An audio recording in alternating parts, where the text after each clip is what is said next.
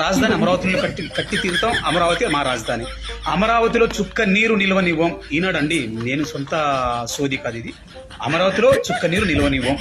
అదేంటి 15 లక్షల క్యూసెక్ల నీరు వచ్చినా కృష్ణాకు తట్టుకునేలా కరకట్ట రోడ్డు నిర్మాణం చేస్తాం. అంతర్తా ఈ పోలింగ్ చాలా దండిగా ఉంది. నీరుకొండ వద్ద 0.4 టీఎంసీ, కృష్ణాయపాలెం వద్ద 0.1, శాఖమూరు వద్ద 0.01, లాం వద్ద 0.3, పెద్దపురం వద్ద 0.2, వైకుంఠపురం వద్ద 0.3 టీఎంసీల సామర్థ్యంతో 6 రిజర్వాయర్లు నిర్మిస్తాం. ఒకవేళ మరీ భారీగా వరద వస్తే ఉండవల్లి వద్ద 12,350 క్యూసెక్లు, బకింగ్హామ్ హాల్ వద్ద 4,000 క్యూసెక్లు, వైకుంఠపురంలో 5,650 క్యూసెక్లు మేర నీటిని ఎత్తిపోతల ద్వారా నదిలోకి పంపే ఏర్పాటు చేస్తాం.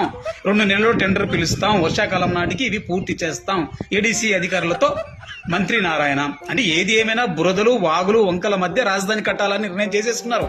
మీరే చెప్పినారు ఒక్క నీటి చుక్క నిల్వని, అంటే నీళ్ళలో ఉంది అమరావతి. మరి ఇంత కాలువలు, ఇన్ని రిజర్వాయర్లు, ఇంత వాగులు, వంకల మధ్య అమరావతి అవసరం సార్? ఎవరి ప్రయోజనాల కోసం సార్ అమరావతి?